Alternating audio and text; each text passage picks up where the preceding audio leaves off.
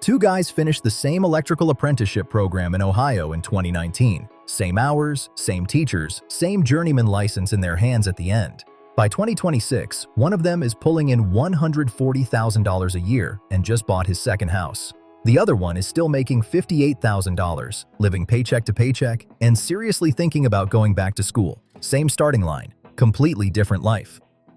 So what actually happened between those two people? That's what this video is about, because the skilled trades are genuinely one of the best paths to financial independence in America right now.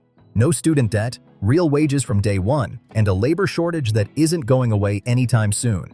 But a lot of trade workers are leaving serious money on the table without even realizing it.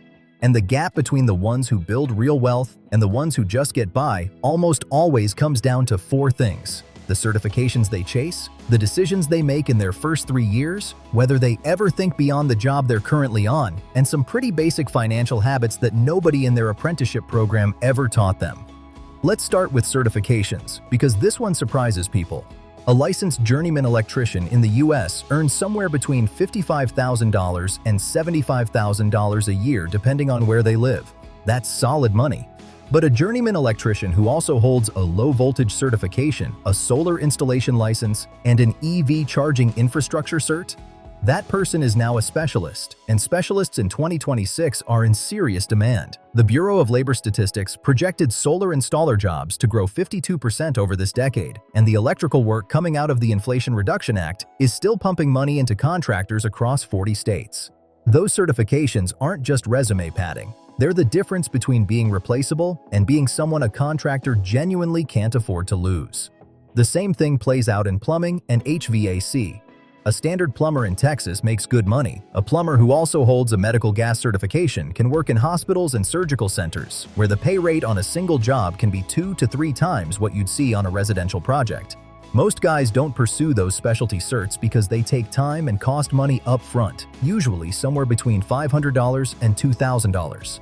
But when one certification adds $15 to $25 an hour to your rate, the math isn't complicated.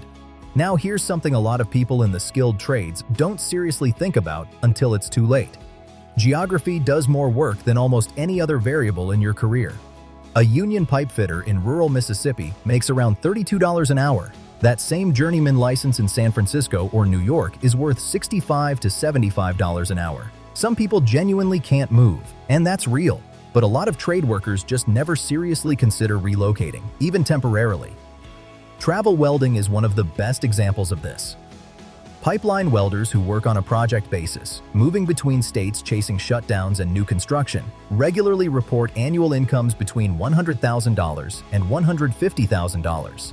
That's not a secret. The pipeline forums and trade subreddits talk about it openly all the time.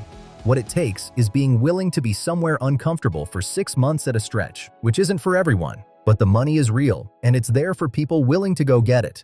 Alright, so now we're a few years into someone's career. Journeyman license, maybe a specialty cert, making good money. This is where the fork in the road gets really visible. And honestly, this is the part I think about the most. The trade workers who end up genuinely wealthy almost always do one of two things. They either move into management, estimating, project management, superintendent roles, or they start their own business. Usually they do a little of both before they commit to one direction. The people who stay employees their whole career can still do well, especially in a strong trade union. But there's a ceiling. In most trades, a working foreman tops out somewhere between $85,000 and $110,000 even in a high cost of living market. Once you hit that ceiling, the only real way to grow your income is to become the person paying other people to work. The move to running your own operation is where a lot of people get stuck, not because they can't do the work, but because running a business is a completely different skill set than doing the work. A plumber who starts his own company isn't just a plumber anymore. He's the scheduler, the estimator, the marketing department, and the person chasing down invoices all at the same time. The ones who actually make it through that first 2 years almost always did one specific thing. They got their first customers before they quit their day job.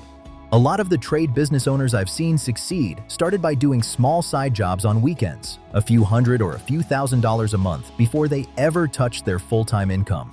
By the time they went out on their own, they already had cash flow, a few real reviews online, and a rough sense of what their actual costs were. The ones who quit their job on a Monday and started a business on a Tuesday with no customers lined up? A lot of those stories end badly and quietly. One more thing on the business side that doesn't get talked about enough.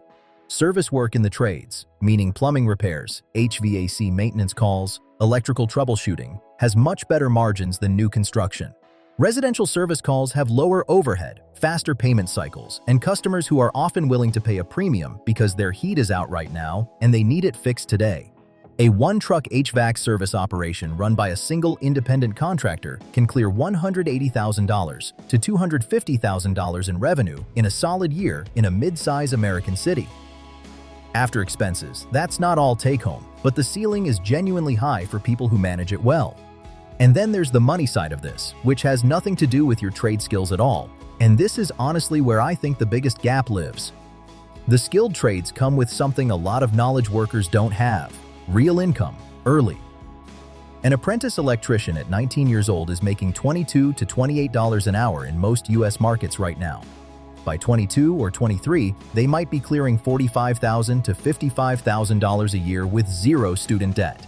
That is a massive head start over someone graduating college at 22 with $40,000 in loans and an entry-level salary.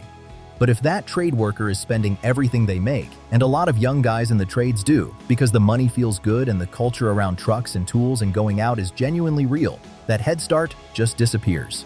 The trade workers who end up financially independent in their 40s are almost always people who started doing one specific thing in their 20s.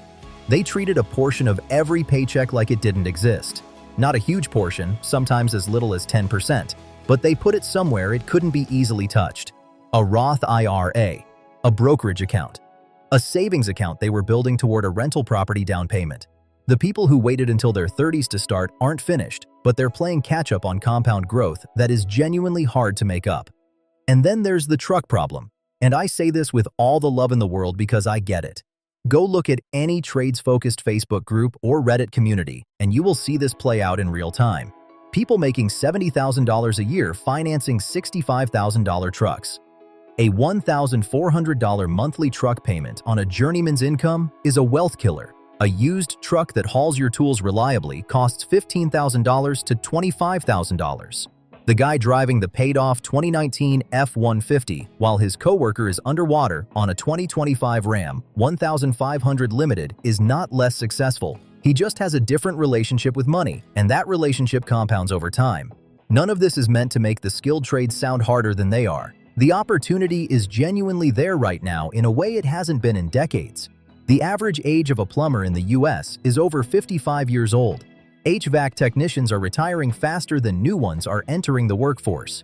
Whether you're union or non-union, the labor shortage across the skilled trades is not going away, which means wages are going to keep climbing for people who show up, get specialized, and stay sharp. The path to real money in the trades has never been clearer. Get the certs that align with where the growth is. Think seriously about geography at least once in your career. Don't wait until your 30s to start building financial independence. And if you ever want to consistently cross six figures, start thinking about how to eventually work on the business instead of just inside it. The two guys from the beginning of this video, the one making $140,000 got his solar installation certification in 2021, relocated to Arizona for 2 years to ride the solar boom out there, came back to Ohio, and now runs a small electrical contracting business with 4 employees. He drives a 2020 F-150 with 80,000 miles on it. The other one is a genuinely great electrician. He just never made the moves. If you're in the trades right now or seriously thinking about getting into one, drop a comment and tell me what trade you're in or what you're considering. I'm genuinely curious where people are at with this. And if this was useful, subscribing takes 2 seconds and it actually helps a lot.